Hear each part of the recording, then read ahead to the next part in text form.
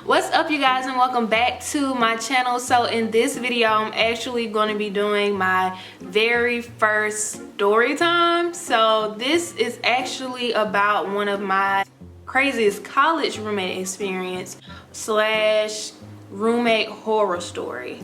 So I've actually had some pretty interesting roommate situations, but this one, I was about to say it's the craziest, but it's not the craziest. This story takes place my sophomore year in college, which was 2015 to 2016. Myself and 3 of my friends decided that we wanted to move off campus, so we went and toured these student apartments. We loved them, and we ended up, moving there. And just to know, all of us pretty much grew up together except for one roommate. We met her our freshman year, and she was our 4th roommate. So this apartment had 4 bedrooms. Each of us had a bathroom in our rooms, and we shared the common area of the living room and the kitchen, and we also had a laundry room. I'm going to put the floor plan of the apartment here, and hopefully I can do like some markups on it to show you like whose bedroom was where, because that's kind of important. These were student apartments, so you did have to go through like the approval of saying like you are in school and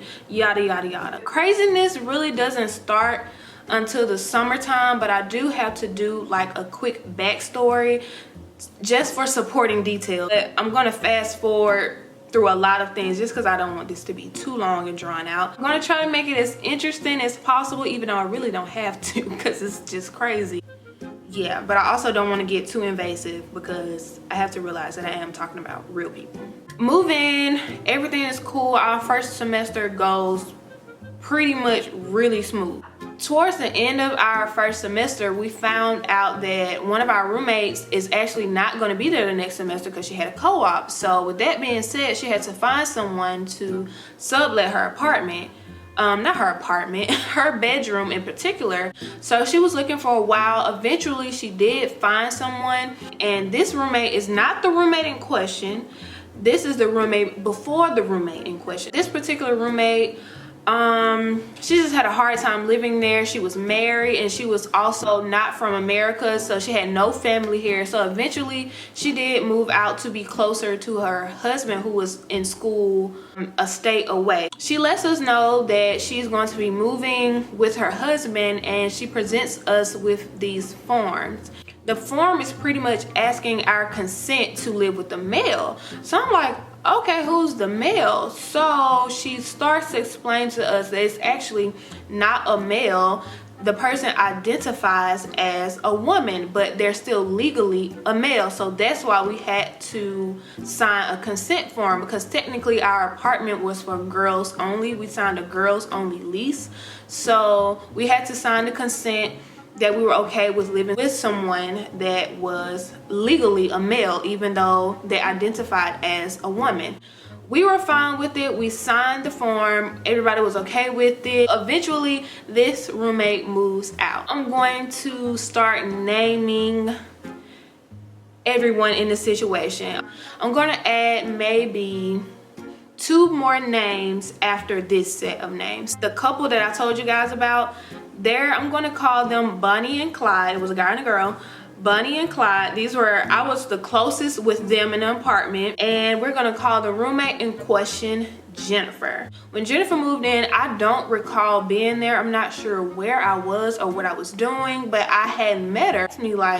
But one day Bunny asked, she's like, have you met Jennifer yet? I'm like, no, I haven't met Jennifer. She's like, she's been here for like a few days. I was like, I haven't seen her. I think that was one of my busiest semesters. So I was in and out of the apartment a lot. If I wasn't on campus, I was probably in my room braiding. So I just hadn't had the chance to meet Jennifer. But one day I finally met Jennifer, and she was super cool. She was super nice. However, we rarely crossed paths over like the next couple months. But we did cross paths like a few times, and we were able to sit and talk with each other. She would tell me about herself. I would tell her a little bit of information. I'm not that open of a person, but Jennifer was really open and expressive. If you had a question, she didn't mind answering it. She was very open. Bunny, Jennifer, and I would sometimes sit around and talk, but like I said, it was very few and far in between. So I do remember maybe 2 or 3 instances where all 3 of us were there together and we would just like sit and talk, but not too extreme. So within the first couple months of Jennifer being there, I only really saw her with like 1 or 2 guests.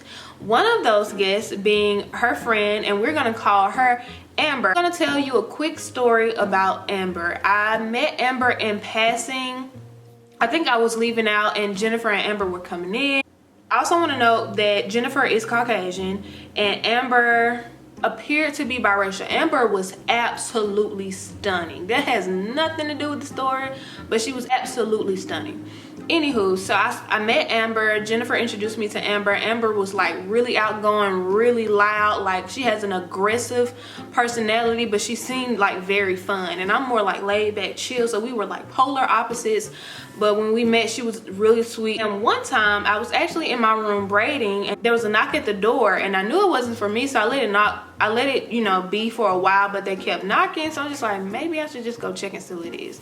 So I go and I open the door and it's Amber, and she's actually coming to wait for Jennifer because Jennifer wasn't there. So I'm just like, you know, feel free to get comfortable in the living room. And then I go back to my room and I start braiding. And there's like a knock on my door and it's Amber, and she's just like, can I just chill in here with y'all? You know, I guess she got lonely in the front. I'm just like, okay. Now I want to say that I am a nice person. I am, but I'm not the friendliest. I'm not that person that you're gonna get like the most comfortable inviting vibes from. But she felt very comfortable, so she was just like, can I come here and chill with you? I'm just like, yeah, cool. So she comes in, she's comfortable at the end of my bed. She's talking a little bit and I noticed that she's a little bit antsy. So she's sitting on the bed for maybe 10 minutes just talking. Jennifer still hasn't showed up and she asked to use my bathroom. So I'm like, okay, you real comfortable, you real comfortable. I'm not a germaphobe, I'm not that, but I'm just real particular about restrooms in general. Not only just mine, but yeah, just restrooms in general. But I do agree to let her use the restroom. So she goes in and she just turns on the water. What's going on in the bathroom? And she was in there for about, no lies, probably 30 to 35 minutes. She kept the water running the whole time.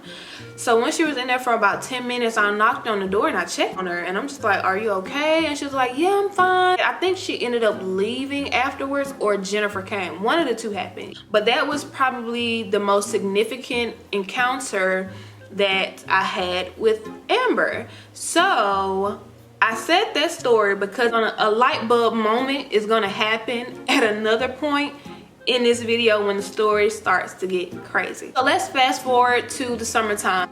Our other roommate that I have not mentioned, she ended up going home for the summer, so she was never there. During semester, we did a lot of hanging out in the apartment, but now that it's the summertime, like we can leave and go home or go travel or whatever we were doing. I also had an internship that summer. So I would be at work and then braiding. So I was just back and forth. There wasn't a lot of hanging out amongst the original roommates anymore. And I think Jennifer noticed that. So she really took advantage of this like alone time in the apartment. So once June hit, she had like a lot more visitors. She would have more in and out of the apartment. I started noticing that she wouldn't lock the door, and I think the reason she wasn't locking the door because she would just have people in and out. I guess she just got tired of unlocking the front door for them. I want to note that each of us did have our own separate locks on our room, so even if the front door was unlocked, you know, we still were able to secure our personal items that were in our rooms because we had individual locks on our room. Even though her visitors kind of picked up, it still wasn't annoying. Like, she still didn't become junky. She wasn't like using our things in the kitchen at this point. Like, nothing out of the ordinary. She just had more guests in and out, and she wasn't locking the door. I don't recall anything else significant happening, so I'm just going to fast forward to the craziest week I had in that apartment, and it just so happened to be the week of the 4th of July. Since the holiday was on a Monday and everybody was going to go back to work on Tuesday, my families decided to just celebrate on the weekend. So since the celebrations were over by Monday, I decided to come back to the apartment and just record some videos and edits. So I get back to the apartment. It's pretty quiet when I get back there. I'm like, yes, because like I said, she had so many guests. The apartment was not as quiet as it usually is. So I was like, yes, I can take advantage of this quiet time. The day kind of passes me by as I'm editing, and it starts getting late. It's like the evening time is darker outside, or it's getting dark, and I hear Jennifer come in, and it sounds like she has a slew of people, at least 6 to 7 people. That's what I'm hearing in my room. And from the floor plan, you guys get a better idea of where my room is and everything like that. I'm not really tripping, even though I'm kind of annoyed because I was enjoying that quiet time. I'm not tripping because it is the 4th of July. You know, people are celebrating. Just because I'm not celebrating today doesn't mean nobody else is. Oh, I want to note that Bunny and Clyde, the couple, are not there. At this point, it's only me and Jennifer, roommate-wise, in the apartment. So they're in the front. They're not loud, but you can tell, you know, they're about to go out or something. So they're like pre-gaming. I remember saying, like, I'm gonna edit until about this time, and then I'm gonna go and get some food. Well, my plans got rushed. So they're still in the front minding their business. I'm minding mine. But then I started to hear something. Now, I didn't keep a lot of personal items at all in the living room or in the common area at all, aside from like the kitchen, of course, of like pots and pans and whatnot. But however, my piano keyboard was set up in the living room. So I started to hear a noise. I'm just like, Lord, that's not my piano. It can't be my piano. Like, no, it can't be. Of course it's not. It was my piano. I'm a firm believer, if it ain't yours, don't touch it. And my stuff was being touched, and I just didn't understand, because it's just like, I wouldn't touch anything that wasn't mine. But you know, I understand more now. I've grown a lot, and everybody just isn't raised the same. And so my plans of me going out to eat in maybe an hour or so just got bumped up to right now. So I'm like, let me grab my stuff and come out here and regulate and see what's going on. So I'm a little irritated, I'm not gonna lie. I come out, I lock my door, and my eyes go straight to where my piano is. In my peripheral, I can see 4 people at the bar, and I can hear like 2 more people in the kitchen. But like I said, I am beelining to where my piano is. I'm like, hey, can you not play on my piano? And he was like, I think my overall presence shocked him, because he didn't really know what to say. He was like, and then Jennifer jumped in. She was like, oh bro, I'm sorry, I definitely should have said something, yada yada yada. And she kind of like breezes past it a little bit and introduces me to her friend. She's like, this is my roommate, she's a bad bee. I'm like, am I didn't know. She's like, girl, are you going out tonight? I'm just like, no, I'm not. I shall be here, but y'all enjoy yourself, y'all be safe. So Buddy gets off my piano, and I proceed to walk out of the door. I don't remember them being there when I got back, or maybe they were in the apartment but just no longer in the common area. So that was the 4th of July. Now let's just kind of do a summary of what happens the remainder of that week.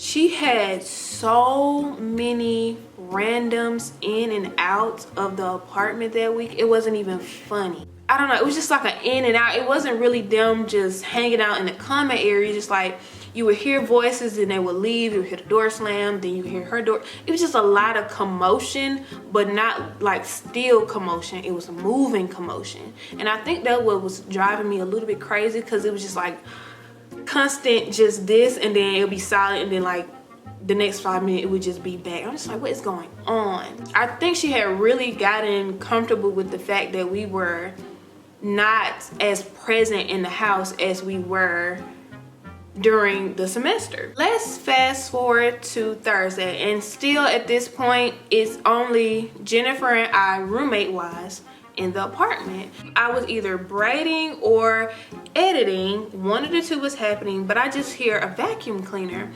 And the reason I'm mentioning that is because I was the only person in the apartment with a vacuum cleaner, and I had like those cute little dorm room style vacuum cleaners. I didn't recall like lending my vacuum cleaner to her. Like I said, it was only us two in the apartment. So I look in my closet and my vacuum cleaner is still in there. So I'm like, ended up finishing whatever I was doing, and I had to get food again. So I come out and I noticed that the apartment is fairly clean. Like someone had cleaned up, and as I'm leaving, I see off to like in the walkway of the kitchen, there's a full-size vacuum cleaner. Like I said, mine was kind of miniature, but it was a full-size vacuum cleaner. I'm like, okay, maybe she did get a vacuum cleaner. As I'm coming back in, I'm greeted by this really super happy little guy. I'm calling him little because he was short, but he was definitely, you know, in his 20s, just full of life. I had never seen him before,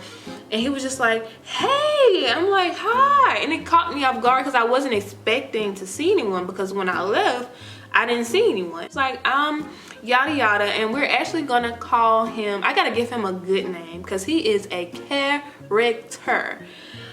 I want to give him a really cute name. I'm gonna call him Chris. I want to call him Chris. I don't want to call him Chris. Let's see. I really want to give him a really good name. I'm actually gonna call him Jeffrey. I like Jeffrey for him. He introduced himself and he just goes to talking a little bit, and he asked me if I wanted to use the vacuum cleaner, and I'm just like, no, I don't think I need it. He was like, oh, okay, cool, because it's gonna be here for, you know, however long, because I'm letting Jennifer use it. I was like, oh, okay, so it's your vacuum cleaner. Cool beans.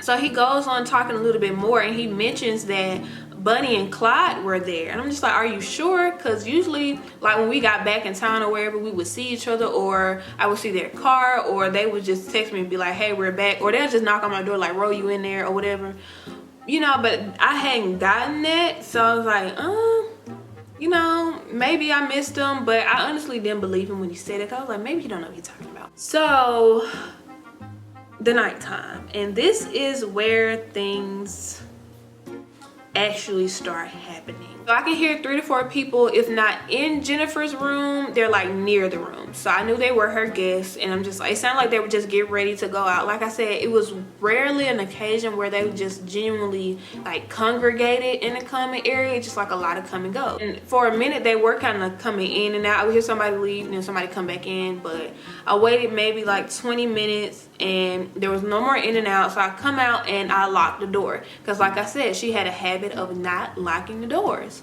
So I'm just like, it's too late in the night. And we had also had like this crazy situation happen on a complex where this homeless guy was like living on someone's couch because the people were leaving their front door unlocked.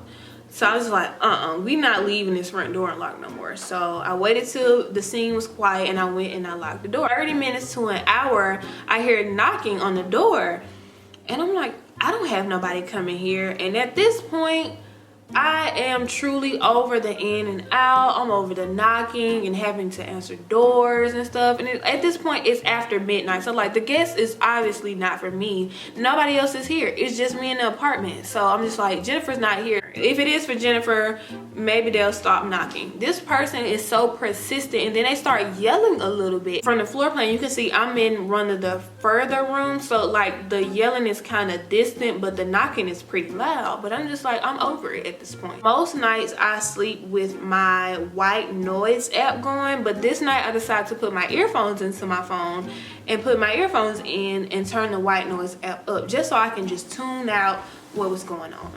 My white noise app does have like a stop on it if I want the noise to stop in 2 hours or 3 hours. So I think that point I probably had it for like 4 or 5 hours, just so it can continue throughout the night, or at least until I got into like a really deep sleep. So when things start to get crazy, I'm gonna say it was about 4 in the morning. So my noise app has turned off, so now even though I still have my earphones in, I can hear a lot better. And I hear this knocking on a door, but instead of it being the front door, it was one of the bedroom doors in the apartment, and I knew it had to be Jennifer's door. Who's ever knocking starts like screaming. They're clearly hysterical, trying to get into the room, yelling for their things. The knocks turn into bangs, the bangs turn into kicks. It sounds like the person was getting like a running start at the door just to kind of kick it so they can break it down. Their mission was to break down the door. Like, it was so loud. I didn't even hear it at first. It was the vibration. You know how you can just feel something going on? And it was like the vibration of how hard the person was kicking the door, that I took my earphones out and I'm just listening to all this going on. I'm like, what is going on? I really thought I was dreaming, but I wasn't. I just keep listening, and it dawns on me that I know this voice. I'm really trying to put my finger on this voice. I'm like, who is this? And it dawns on me that this is Amber. So now I'm starting to get nosy. I did start to get nosy. I'm like, what is happening? But she's clearly upset. It's not like I'm ready to fight upset. It's more so like she sounds very hurt. Like her feeling is hurt, like her heart is broken. But she's yelling like, I want my things, at least give me my stuff, and just yelling Jennifer's name and banging like, I know y'all hear me. She kept referencing that there was more than one person in the room. And so at that point, I'm assuming that Jennifer has other people in her room. So I'm like, what is going on? Oh, I want to make this quick note. Jennifer was not a student. Guests were like non-students as well, just pretty much like locals from the city. She's literally banging and screaming to the top of her lungs. She's crying, but she's not getting a response. I don't hear anybody like responding to her. So I'm just thinking, how did she get in here? I locked the door. Did she break into the apartment? So I'm just thinking, like, is the apartment door wide open? Is something going on? Because I didn't hear anybody else but her. For maybe 30 to 40 minutes, it goes quiet. So I'm thinking it's over. Nope. After those 30 or 40 minutes passed, she was back at it again, but this time she was more mad. This whole period of her knocking on the door and me hearing it goes on for about an hour and a half. So at this point, it has to be at least between 5:30 and 6 in the morning. 5:30 and 6 in the morning. So I'm irritated, but I'm also invested. I'm not proud. I was just like, if this is about to happen to me, I'm about to enjoy it. I know that. I'm just thinking of different scenarios as to what could be going on. So after about 30 more minutes after the silence, I can hear Jennifer's door open. Now there's some back and forth between Amber and someone else, but the someone else I hear is not Jennifer. So this person comes out, you crazy? Jennifer has roommates. You are so disrespectful. They are asleep. I'm like, is this Jeffrey? It was Jeffrey. So Jeffrey is just going off like, B, are you crazy? She has a roommate. Respect her roommates. You're disrespecting this apartment. You have no class. You're low class. I'm like, what is going on? At this point, it's pure entertainment, even though I'm irritated that this is happening at 6 in the morning. It seems like Jeffrey's voice is still closer to Jennifer's room, and Amber is more so like in the middle of the living room or like closer to the bar area. At no point during this period do I hear Jennifer's voice at all. Jennifer didn't say a thing. I only heard Amber and Jeffrey. Then things start to heat up. and you can tell they are closer to each other now. I knew that stuff was only going to get worse from here, because once you get that passionate to like start walking up on a person, it's only so much more room to go before things get crazy. Jeffrey at this point is just like letting Amber have it. He's strictly using things that Jennifer has told him to like bash Amber. I'm just like, this is real messy. So he's pretty much being Jennifer's voice, because Jennifer never says a word. Those 10 to 30 seconds before a fight is about to happen, it starts getting to that level, and it got there. It took a while for it to get there. Honestly, they were arguing for a good period of time, but they finally get there, and I hear this loud thud. Some sort of electronic had fallen. It didn't sound like glass, it didn't sound like wood, it sounded like hard metal and plastic. I just instantly knew in my heart that that thud was my piano. This is where Ro comes in. I instantly dart up out of the bed. Luckily, I was appropriately dressed. I did have on a tank and some shorts. Praise him. So I was just like, Lord, I don't know what's about to happen, but something about to happen. I unlock my door and I go out, and my first instinct is to look towards my piano yet again. And like my mind is going a mile a minute. And this is all within a span of 5 seconds, but I'm having so many thoughts. I'm like, Lord, I don't know what's about to happen. Just control my emotions. This is not my fight. I just want to make sure my things are okay. I don't care what they got going on. And I noticed that my piano is still standing. Like, it's not moved. It's not altered in any way. And also, while this is registering, I hear Bunny and Clyde's door open, and they come out peeking. I'm like, y'all been here the whole time? So that confusion pops in my head. So it's like a relief feeling is happening. My adrenaline is still rushing, but I'm also relieved, and I'm also confused. And at that point, I'm still not registering like the scene of what's going on. What was the thud then? Like, what was that thud? Because it was clear that it was some sort of electronic. Y'all, as I'm thinking that, I see the vacuum cleaner turned over on its side as Amber is yelling at me, saying he threw the vacuum cleaner at me.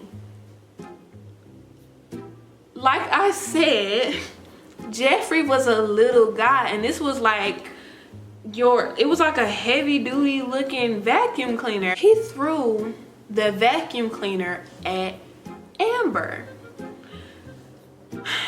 She's in the kitchen, like in the entryway of the kitchen, and he's still like in the living room, but like closer to the bar area. So there's space between them, but not that much. It's enough for like 2 people to fit in between them. And so, of course, that's where I ended up being, like in between them. You know, those certain people, when people are like in the middle now, they get like extra hype. So he did that.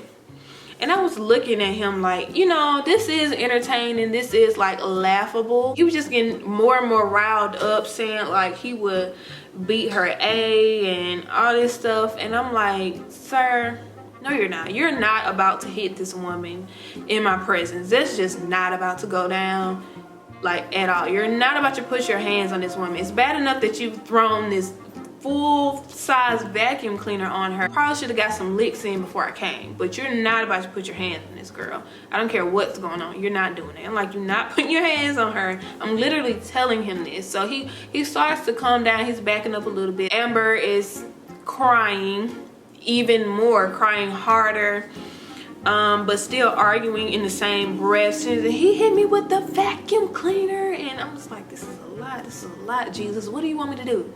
I'm literally thinking that, Jesus, what would you like for me to do? What am I doing here? Because clearly at this point, I'm the role of the mediator. My back is now towards the front door, and Amber is on this side of me, and Jeffrey is on this side. Jennifer is there as well, but Jennifer still hasn't said a peep. There's also this random tall black guy in there. I'm just like, what's going on? I really felt like this was supposed to be a dream.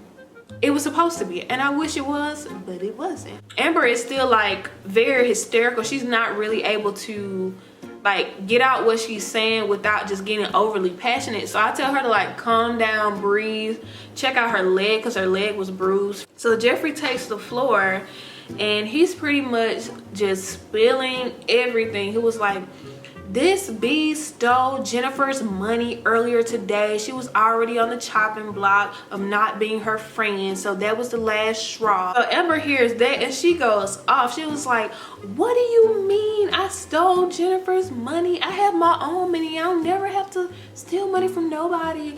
And she proceeds to walk past us, bumping into the bar chairs. She goes in her bag and just pulls out at least $1,000 to $1,500 in hundreds. What's going on? I'm like, what? It clearly looks like she ain't got to steal none. Notice, like, as she's talking, she never really looks at Jeffrey. Like, she's looking for Jennifer to like step in to defend her. And that's just not happening. Jennifer is paying Miss Amber dust. She's not giving her an ounce of anything. Amber is getting more and more upset. She's trying to defend herself as much as she can. I'm pretty sure she feels like she's being ganged up on. I was telling her, hey, we gotta get you out of here. I was like, is there anybody you can call? She was like, I can probably call my mom. And I was like, well, look, I want you to go outside and call your mom. She was like, no, F that, I'm not going nowhere. I was like, look, I get it. I understand you're upset when you want to stay here and defend yourself. I was like, but please go outside and calm down, at least if you're not going to call anybody. So I finally get her to go outside. And I go outside with her for a little bit to like calm her down. I'm trying to just get her to calm down. She's still trying to plead her case as well to me. I'm just like, look, at this point, it's really none of my business. I can't say who's wrong in this situation because I don't know. So I leave her out there for a minute to like get herself together. Jeffrey is much calmer after I come inside, and now he's ready to talk and plead his case. And guess who decides to finally say something? Jennifer. Jennifer pretty much says that she no longer wanted to be Amber's friend for many reasons. I guess they all went out somewhere during the daytime, and Amber decided to go to the pool while they were to our community pool. She goes to the pool, and at this point they're not together. So Amber, I guess she's at the pool by herself and the others are off doing something else. So she goes to the pool, and when she comes back from the pool, she goes in Jennifer's room and takes a nap, but she doesn't like take a shower or get out of her bathing suit. She just pretty much lays in the bed wet. So Jennifer uses that as evidence. Once they got back into the apartment, they were like pretty much telling Amber that she needed to get out, and you know, she was wrong for sleeping in her bed with her swimsuit on and yada yada yada. Amber ends up leaving. I guess as Amber left, they noticed Jennifer's money was gone. I'm not sure how true that part is, but that's what they said. Then Jeffrey started adding parts in the story, just like she's also a drug addict. She does drugs, and she told us she was going to stop, and we told her that she had to stop in order to like hang. You know, she's still doing drugs because when she does drugs, she goes in the bathroom and she turns on the water, and she did that earlier today. In my mind, I'm like, wait, say it again? But I do agree to let her use the restroom. So she goes in and she just turns on the water. What's going on in the bathroom? And she was in there for about, no lies, probably 30 to 35 minutes. So I guess Jennifer's idea of letting Amber know that she didn't want to be her friend anymore was just going to be to ghost her. The person that was knocking at the door when I heard it and I didn't get up and answer was Amber, and I think either she was coming there to meet them or she was coming to get her things from earlier, but they weren't there, and I guess they weren't answering her call or whatever the case may be. So they're just venting and venting and venting, and Amber eventually comes back in and she lets me know that she can't get in touch with her mom, and then they start arguing again. And I think at this point Bunny was she was more so at the bar area. So she was out of the hallway, she was just coming, you know, slowly working her way into the action. Sun is coming up, so it has to be like 7 something. And I'm like, do you have any other friends that you can call that can take you home? Because she did not have a car.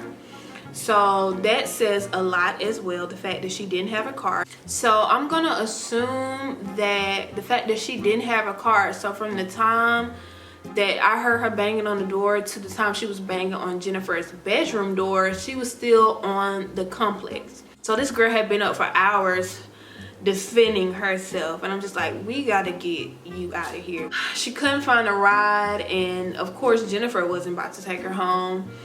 And I was just like, Lord, you really about to make me take her home, huh? I was just like, yep, you really about to put me in this.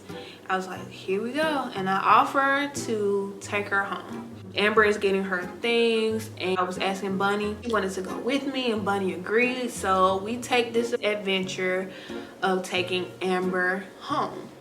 I didn't know Amber stayed far. I assumed she was in the vicinity, but I think she was about 20 to 25 minutes. The whole ride, she's pretty much just venting and crying, defending herself. And it was honestly sad because she was clearly hurt. And Amber didn't strike me as a person that kind of took a hint. Like, she's probably someone that you have to like express to, like be very direct versus just trying to ghost her, because she didn't get it. She didn't understand. I do want to note that at this point it's probably 8 o'clock in the morning, and it's like I'm trying to register all of this, and it's like, as sad as it was also like I am extremely tired. Like, I had come down off that adrenaline high, and at this point I was over it. We actually end up exchanging numbers, because I was just like, if you just need to talk to somebody, you can, you know, give me a holler, I guess. At this point, I think I was 20 years old. I was 20 years old. I'm just like, Lord, I'm not ready. I'm not sure if I can handle this. But we do exchange numbers. She does give me gas money, so the ride wasn't in vain. Her mom finally opens the door and everything, so she's just like real appreciative for the ride. That was the last time I ever saw Amber, and Bonnie hops in the front, and we kind of like piece our stories together. She's pretty much telling me that her and Clyde were there the whole evening. So when Jeffrey was telling me that he had talked to them, he wasn't lying. He honestly had seen them. I just didn't believe him. So y'all, if y'all can hear some music, I'm so sorry. I'm trying to hurry up and end the video. So that time period where I was asleep, she was telling me that Amber was pretty much there. She pretty much knocked on the front door for like an hour, and then I guess Jennifer and her friends returned, and that's how Amber ended up getting into the apartment. But some sort of way they tricked Amber out of the room, and they locked her out of the room, which is why Amber was beating on the bedroom door. And she was like, the whole time there was knocking though. So in between 12 to 4, chaos was still going on. I just couldn't hear it because I had my earphones in. That's pretty much it. At that point, we only had like 3 or 4 weeks left in our lease, and I was over it. That's pretty much one of my craziest college roommate stories, but it's not my last. Now, my other crazy roommate story, I actually have proof of craziness, and it's a little bit more direct to me. I feel like this story time was just like based on the things that my roommate had going on, but I'm on the fence about sharing it. But I probably will. But if you want to hear that story, leave a comment down below, and don't forget to like and share this with a friend, and let me know some of your crazy college roommate stories. I know that there are several here on YouTube, and I enjoy watching them, so I thought I would share mine. So yeah, be sure to subscribe on your way out. Tell a friend. We're on our way to 10K, girl. Make sure you guys are staying safe and staying smart, and I pray that God continues to cover you as well as your loved ones during this crazy time. So yeah, I will see you guys in my next video. Mwah.